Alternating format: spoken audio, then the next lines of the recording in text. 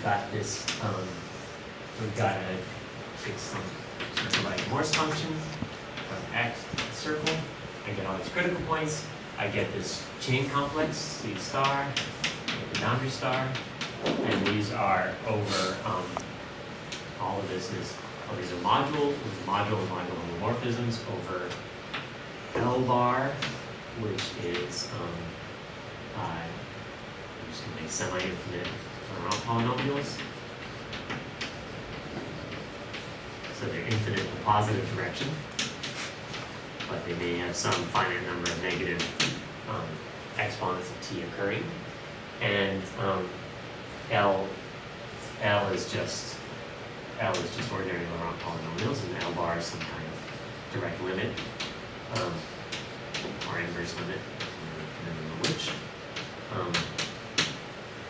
Okay. And then we take the homology of this chain complex, H star F, and then that's isomorphic to the homology of the infinite cyclic cover x tilde, which and that x tilde is really determined by this map, but let's index things this way. It's determined by the homotopy class of the map F.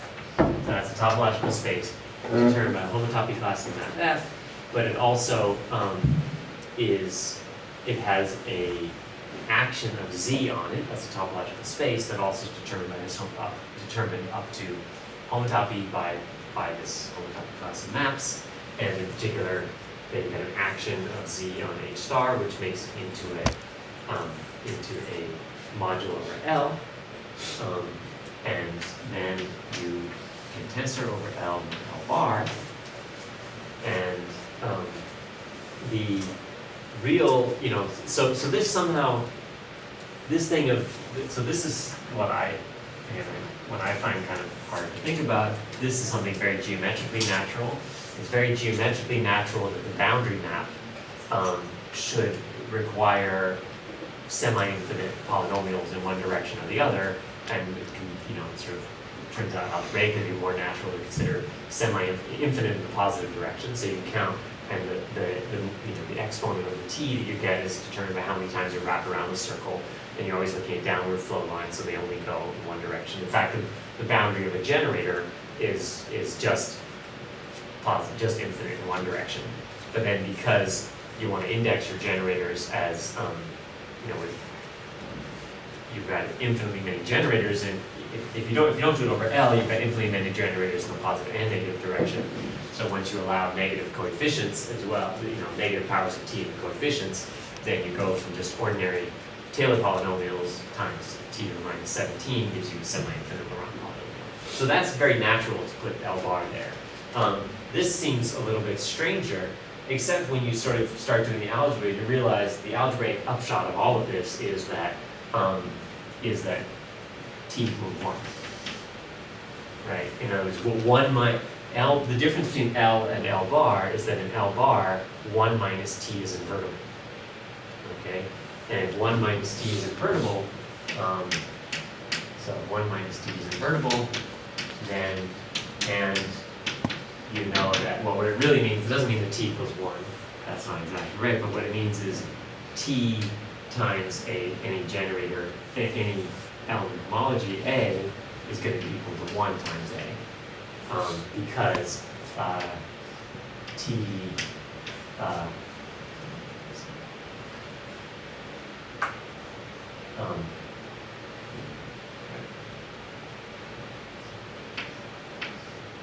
T minus 1 times A equals 1 times A? what I'm still, sorry, I'm taking a while to get warmed up.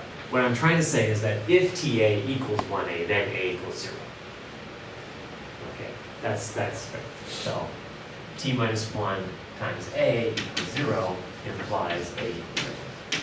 So in other words, i.e., anything that is mapped to itself, but the upshot of this is if this thing is element of the ordinary homology of x tilde, not as a module of just over Z, right? Remember, you get this map tau star of the ordinary homology of x tilde to the ordinary homology of x tilde, And that's the map induced by tau, which is just the deck transformation, the translation, right? And the point is that if this is true, and if tau star of A equals A, right? Then in, I said loosely last time A equals 0, which upset everybody who was more on the ball than me, and I should have said A tensor 1 equals 0, right? But I'm still going to say basically, in quotes, A equals 0 in this horrible thing, okay? Which is really not such a horrible thing. It's simply just saying that you're going to ignore all the stuff where you're going to ignore all the stuff that's mapped to itself under this deck translation. Right? You're going to declare that to be 0. Of course, the weird thing about declaring it to be 0 is you kind of can't declare it to be 0 without sort of allowing coefficients that are semi-infinite in one direction. That's the price you pay for modding out by that.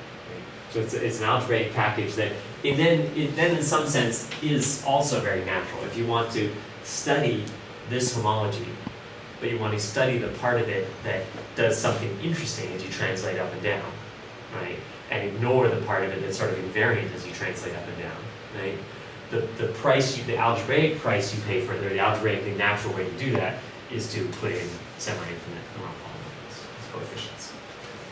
So that's my naive way of understanding that it's an algebraically actually natural, meaningful thing to tensor with L bar, just like it's a geometrically meaningful and natural thing to use L bar as coefficients.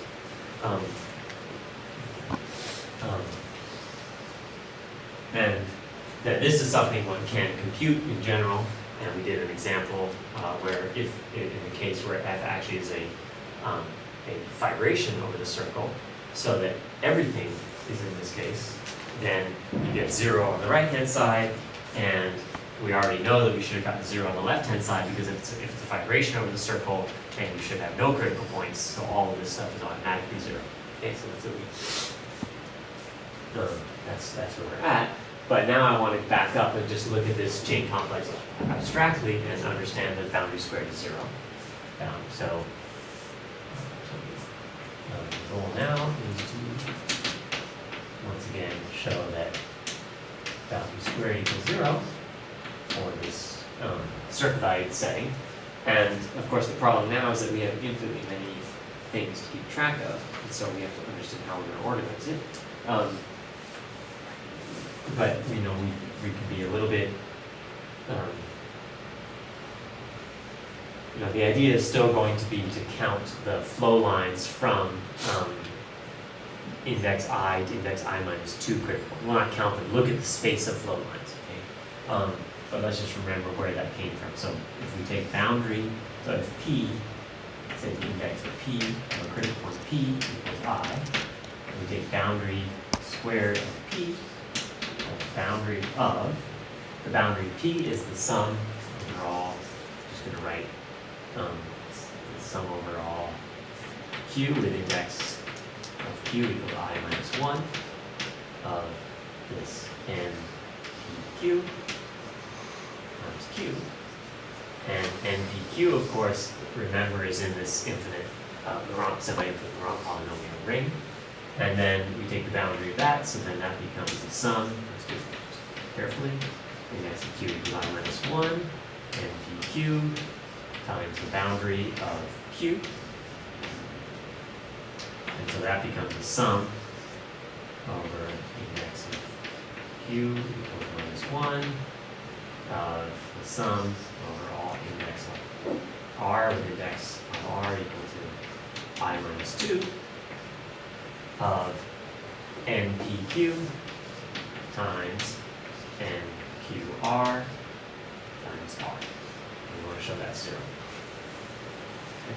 And so the things we're counting then, so we can,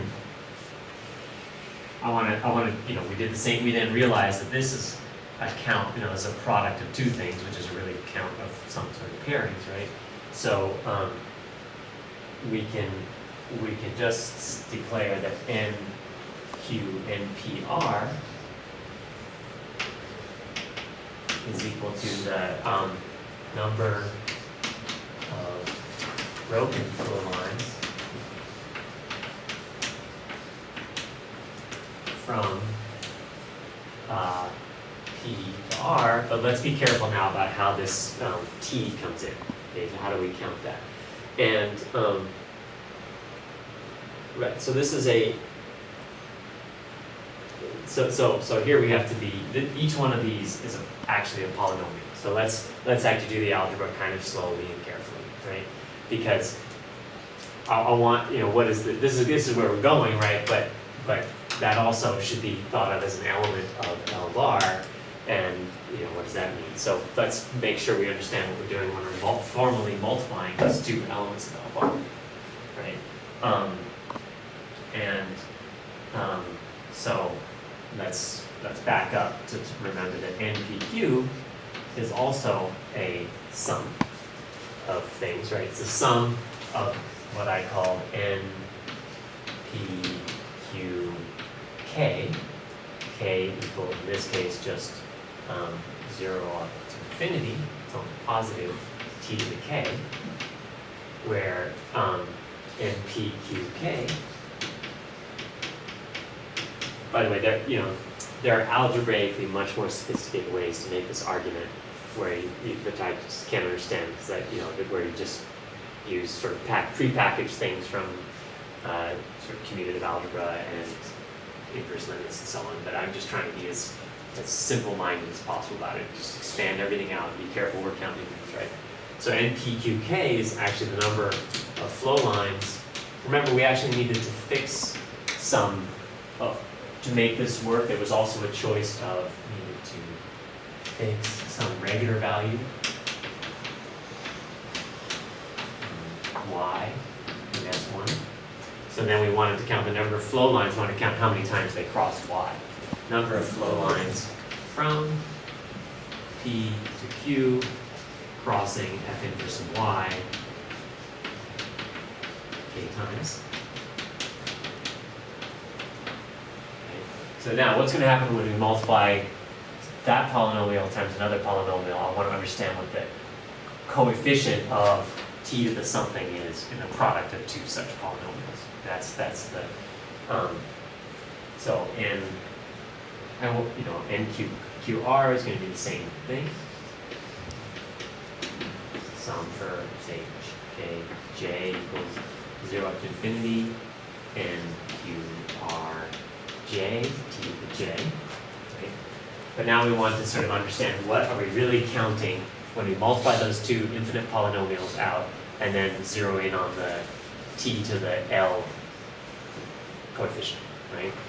And that's going to be an integer now, not just a polynomial, and we want to make sure we understand, and now I want to relate it to this, right? Now this is going to be a polynomial, and its coefficients should be, in other words, what I really want to do is just say NPR is just this times this, but I want to interpret the coefficients of it as some actual count.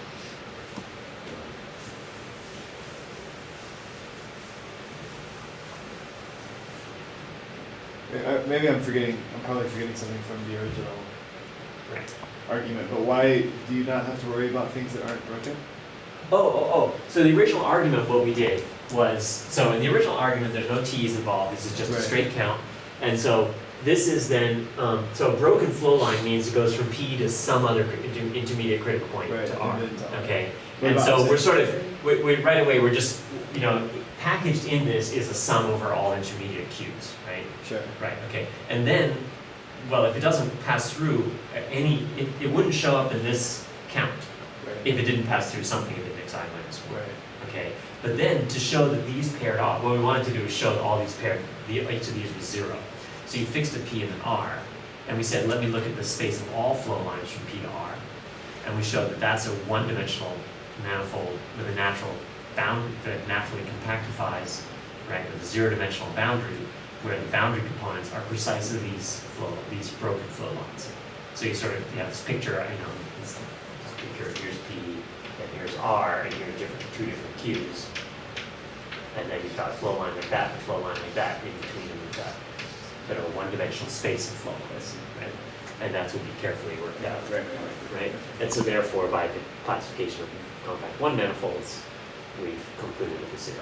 We want to do something the same, but we want to be clear on what we're counting first.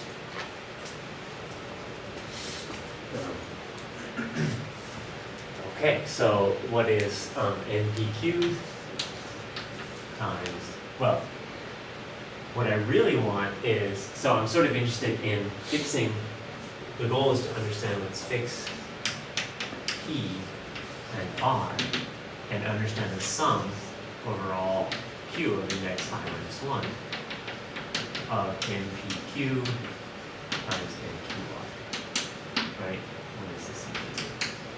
And I want, in particular, it's going to be a polynomial, I want to understand what its coefficients are, but before that, let me not put the sum in yet. This is going to be NPR equals this, and I want a particular, it's going to be equal to sum of some coefficients. It's going to be this PRL, T to the L, and then we want geometric median. And it should be some kind of broken flow lines, but what does the L mean, right? And so it's just, you can guess intuitively what it ought to be, right? It should somehow be, you've got a flow line from here to here, maybe just the sum of the, just the number of times. Let's make sure that we're right about that. So NPQ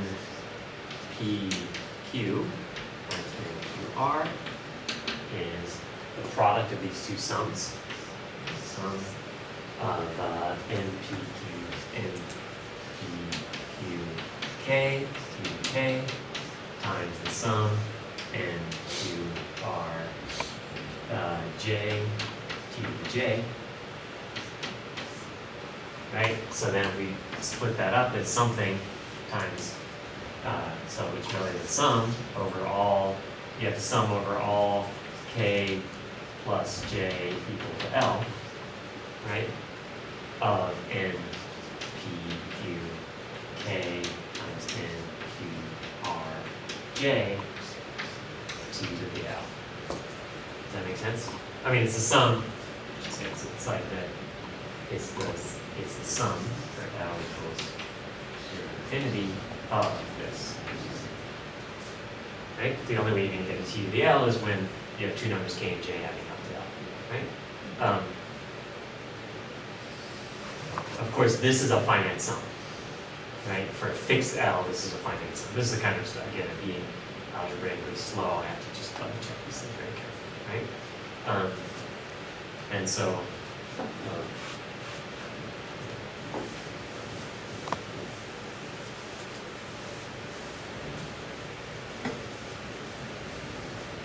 sometimes I think we should all teach things that are not our specialization, because then we're going to be more careful and slow about it if you don't understand it, right? And if you teach stuff you think you understand, you're sloppy equally. Okay, so right. So now that then this is clear that this is just, so such a count is precisely the number of flow lines. Well, here I fixed, for the moment I fixed a cube. I'm fixing a cube, but then later we'll have sum over all cubes. But for the moment, fixing a cube, this thing is just this thing sum K plus J equal to L. So fixing Q and L. Right? This is NPQK times NQRJ.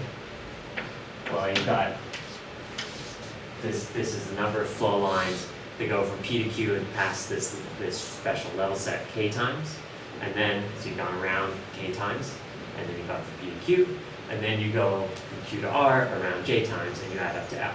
So this is just simply, and of course K, you could divide up L in any different ways, so this is simply the number of broken flow lines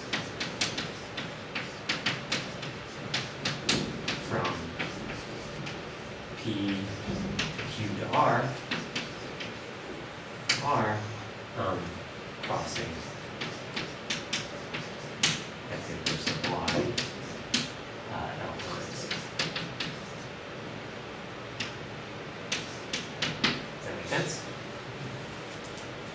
which is what we hoped it would be, right? And then when we sum over all q's, all intermediate q's, sum of q's,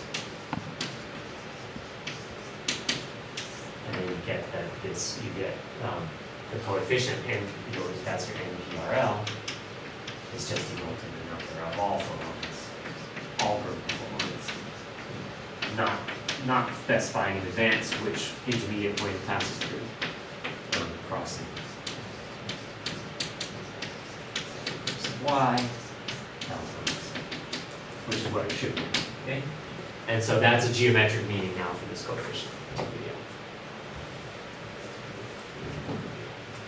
And now we need to show that those things all cancel out in pairs. But then that tells us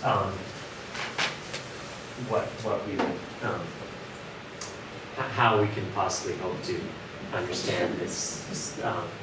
So now we want some one-dimensional space of which this is a count of the boundary, right? And so the easiest way to do this is to so we want to show that for each L this is 0, and this is where we manage to avoid having to do some kind of infinite process, right? So fix. So we need to show that NPRL equals 0 for all L. Fixing the P part, okay? L greater than 0. So the point is now we've fixed a number of times we're going to cross, okay?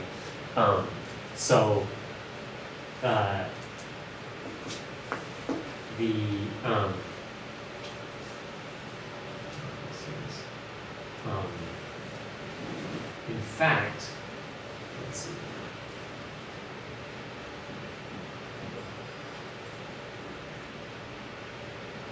Right, so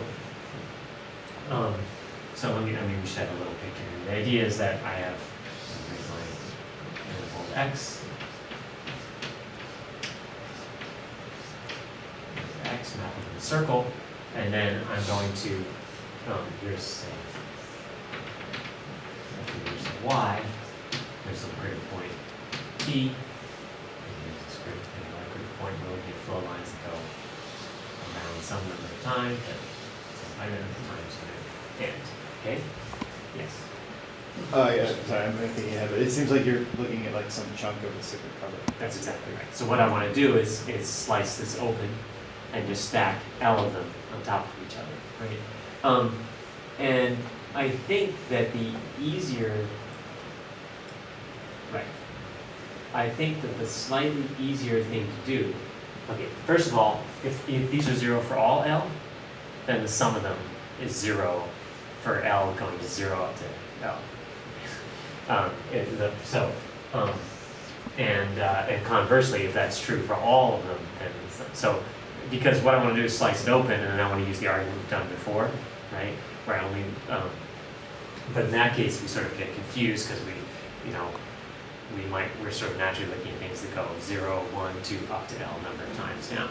So I think what we really will show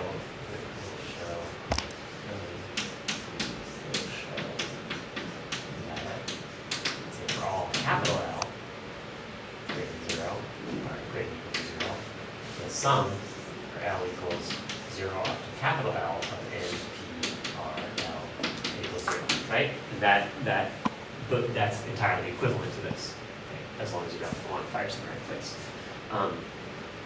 And so,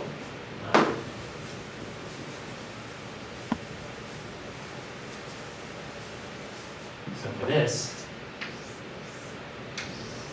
you've got your fixed L now, capital L, and then you take, I'm going to say this, just take, slice,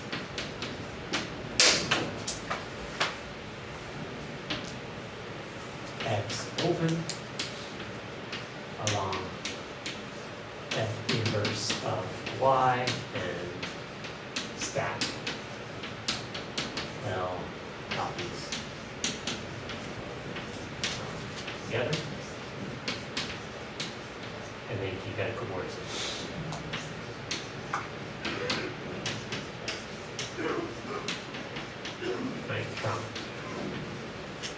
intersection y to f intersection y.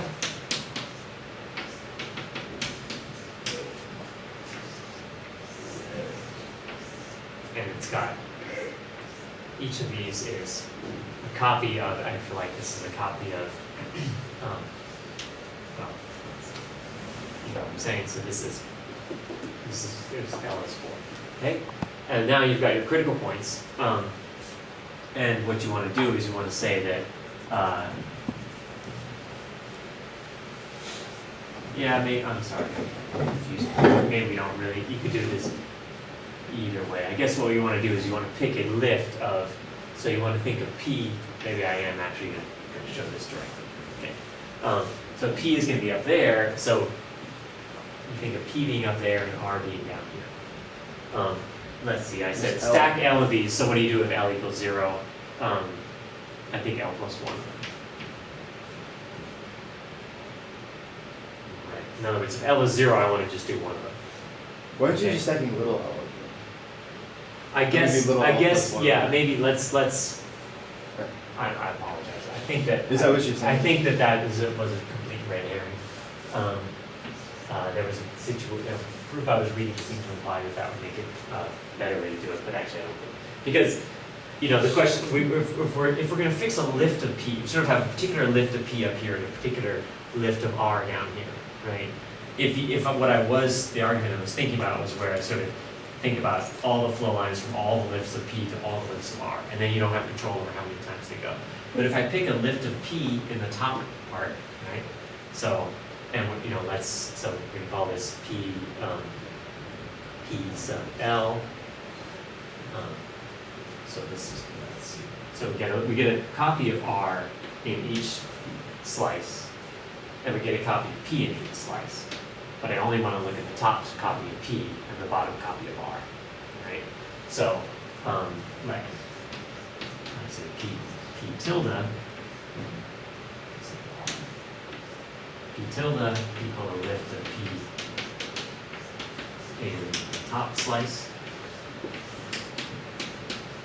and R tilde equal a lift of R in the bottom slice. Slice or segment. So,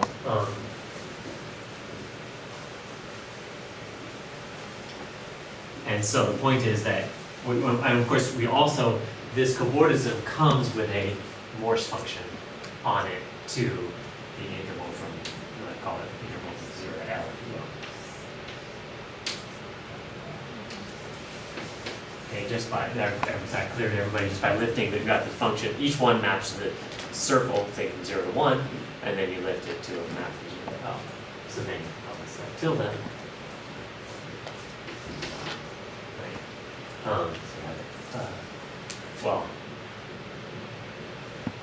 so the point is now you have the space of flow lines from, well, we're essentially done, right? Because the first claim is that so with respect to F tilde, right, the number of flow lines from P tilde down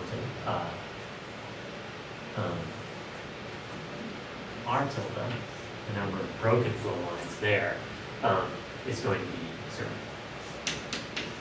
by the same argument, because there's a compact two-dimensional space of flow lines, of two-dimensional flow lines, and then there's the broken flow lines.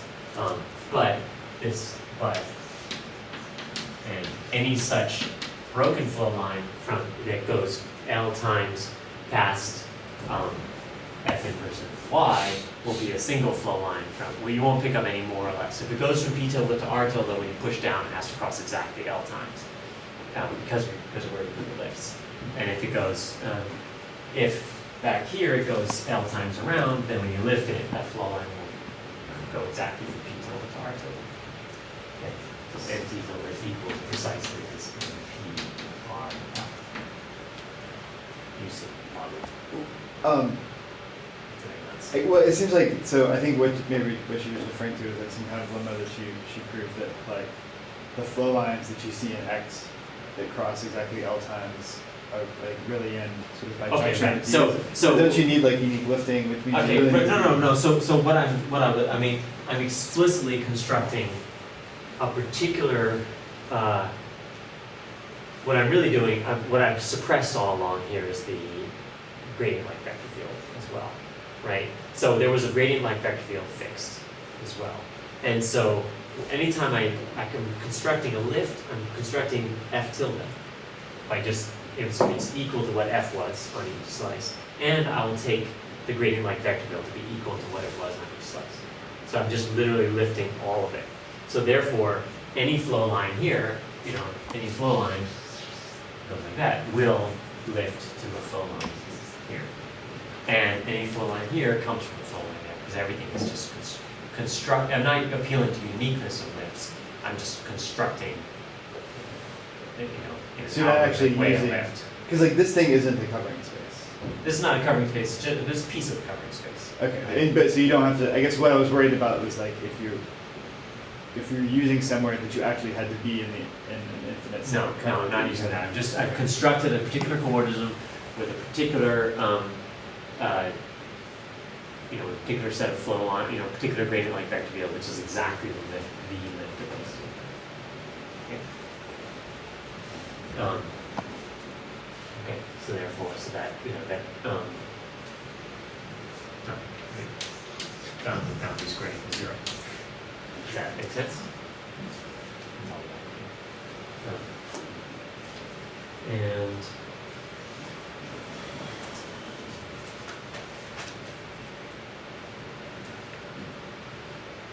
And so maybe if there's one thing that is fishy about this, it's that that you should worry about is that when we proved this boundary squared equals 0 argument and thought about flow lines from two critical points separated by index 2, there were two sort of convenient, there were two things about that setting that don't look like they apply here. One was we were always, the whole Morse complex setup that I was dealing with was on a closed manifold, okay?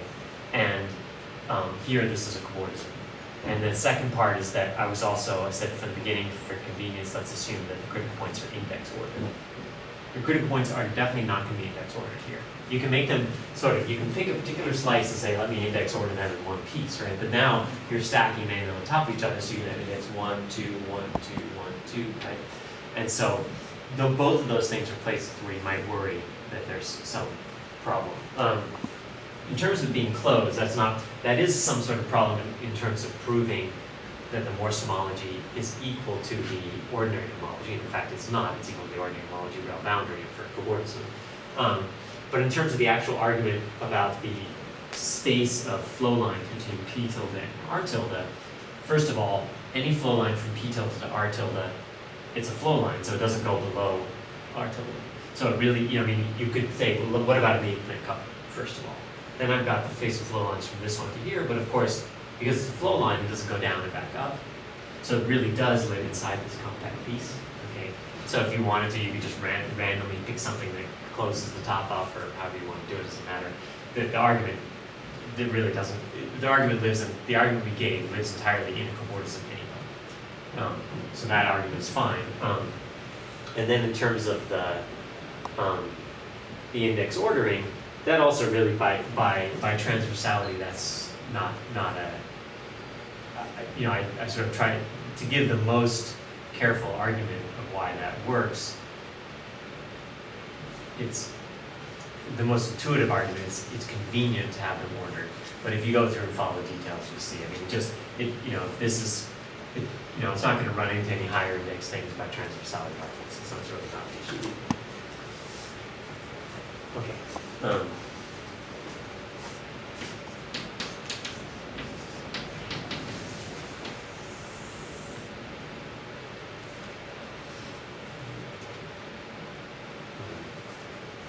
So then we should think about the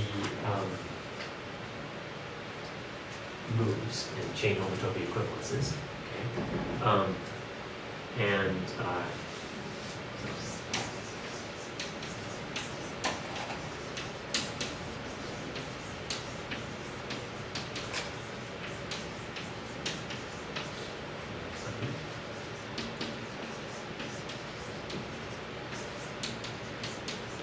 Those, that's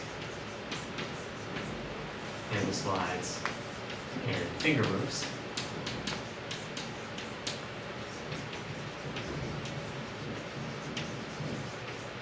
And we should be very careful to make sure. I mean, again, the upshot is going to be that, in fact, everything we did before works the same, but we just be really careful to make sure we're not ignoring some issue, and there may be one or two issues that take a little extra thought.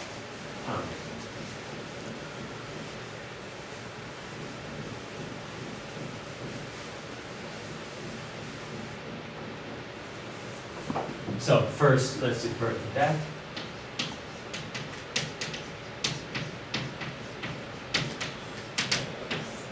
So there, the key point is that you get two new critical points. Remember, these are critical points now in X itself. So you just get a little pair of critical points like that somewhere, right? So you get new critical points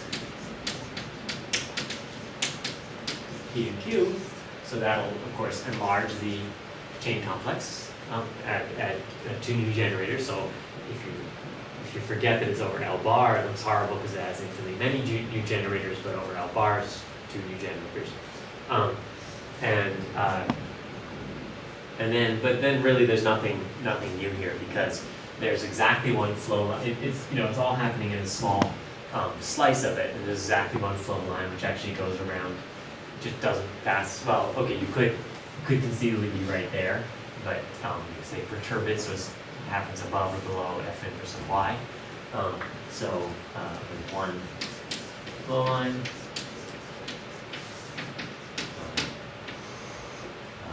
Between them, not crossing. Although if you wanted to cross f inverse of y, that'd be fine as well. Because anyway, the point is, therefore, the boundary of P is just equal to Q and nothing else, and nothing equals P is not the boundary of anything because you don't have any flow lines from anything else to P, and you don't have any flow lines from Q to anything else because they're just all by themselves. And so if it did cross f inverse of y, then this would just be boundary P equals T times Q, right? And of course, if we weren't over L bar, that would be significantly different than saying boundary P equals Q. But being over L bar, there's nothing, L is just as good as, T is just as good as 1. Okay, the point is, therefore, P is not in the boundary, boundary of Q has to be 0, and the homology class that Q represents is still 0. Is in the image. Okay. Q is in the image. Okay. Initially you might worry that if I said no, the flow line does cross. Just be careful about the operator again. If the flow line does cross f inverse of y, right? Then I'd have boundary P equals T times Q, which would mean that the homology class of T times Q is 0. Right? And therefore, T times the homology class is equal to 0.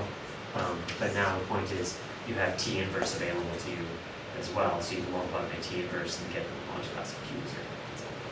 So T is, even more basic than 1 minus T being invertible is that T is invertible.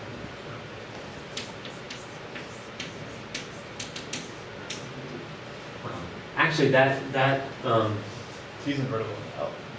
T's invertible. L, yeah, right. We don't need L bar. Just need L, because L is just ordinary finite Laurent polynomials.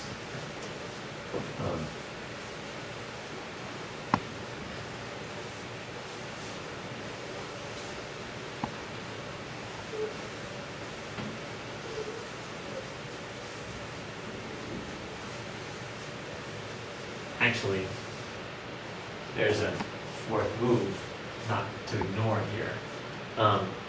We suppressed the crossings of critical values as a move in ordinary one parameter families between Morse functions because we said, well, two critical values cross just locally you're not changing, you're just moving one up and one down, but you still, the flow lines are, you're not changing the way the flow lines work at all. But there's a reason why it's actually not so much critical values crossing each other that's relevant here. One thing that could happen is you can have a critical value cross your sort of reference level set, okay? Which is more or less the same as moving your reference level set as well. And so there's both things, I mentioned that you should always check that you're invariant under all the choices. One of the choices you made is this reference level set, which counts how many times you go around. But there, if you move, so if you move a single critical point, so moving another move, moving past critical value past this special reference point y. This one, it's another move. So if we do that, crossing critical value times y, well, that's it's exactly the same issue, right? All that's going to do is all the boundary maps that used to go, all the flow lines used to go once around, now go twice around, right? The ones that hit that point. So that just changes.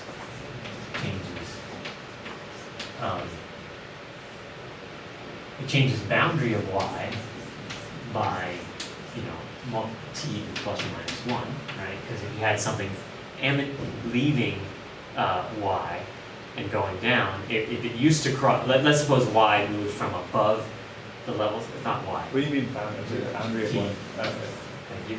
Let's suppose p used to be above y and now it's below y, then all the flow lines that left p go are counted one fewer times, so that changes by 2 to the minus 1 could go the other direction. But then also, and it changes, I'm going to write this thing, boundary for any q, the boundary of q coefficient, I'm going to write it this way, not p, so this just means the coefficient, the p coefficient of the boundary of q, right? There's a pair, boundary of q is a whole sum of things, and I look at this component p. This also changes by p plus or minus 1. Now I haven't changed the whole, but this looks algebraically a little more worrisome, right? Because you're not changing all the boundary of q by multiplying, you're just changing part of it. And so this one's clearly not a problem. That's going to just change, because t is invertible, that's just going to change the whole boundary map by this process. But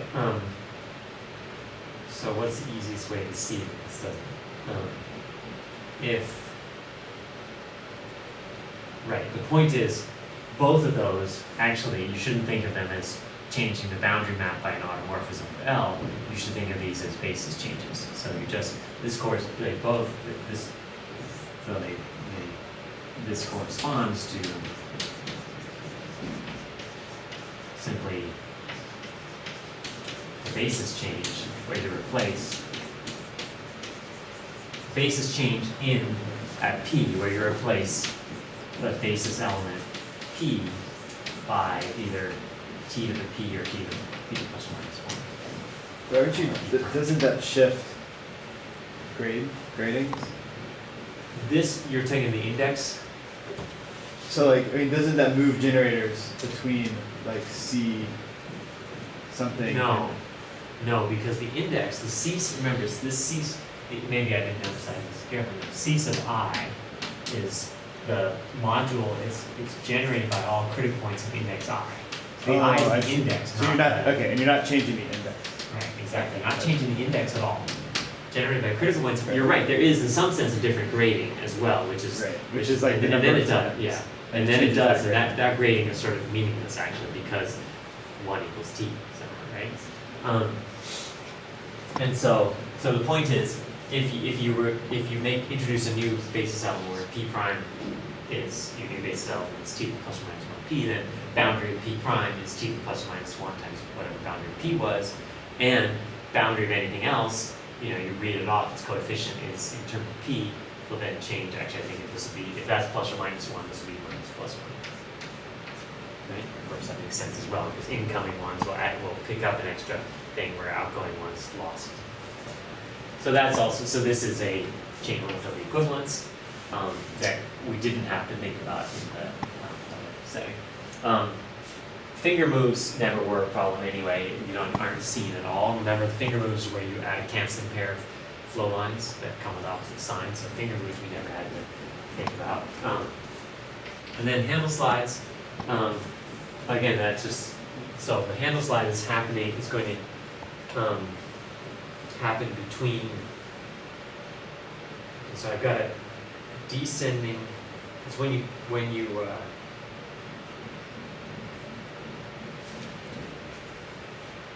maybe we should do it a little bit carefully.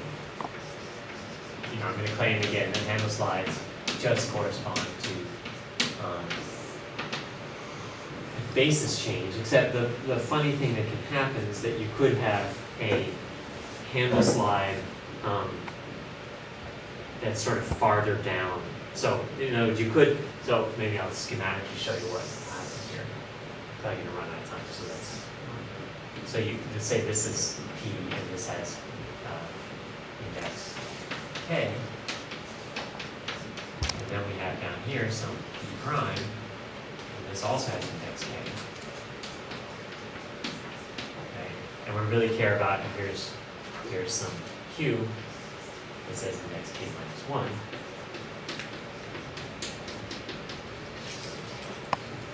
So initially we might have had a flow line like this, and now we start moving, we start modifying the vector field, right? And what might happen is we might pick up a extra flow line, you know, at some time.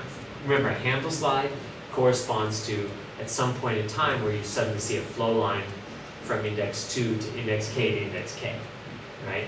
And then it's going to slide it. So you think there's a handle here, and there's a handle here.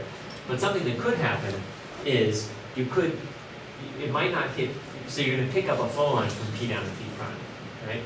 But it might be a flow line that goes once around, or it might be a flow line that goes 10 times around before it gets here, right?